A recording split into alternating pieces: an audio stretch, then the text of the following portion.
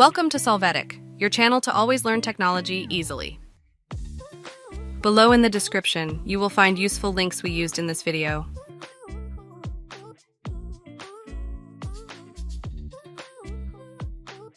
Today in Solvetic, we will see how to change date format Excel. To start, open the Excel sheet. Now select the cells with the dates to change. You are going to right-click on this selection to click on Format Cells.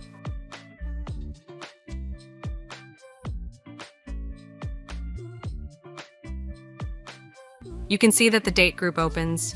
Here in the Locate section, you are going to set the new location.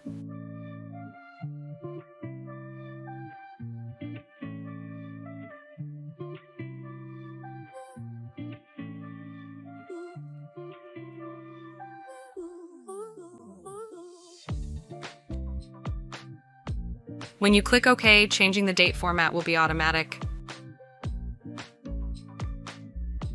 Hey, remember to subscribe Solvetic channel.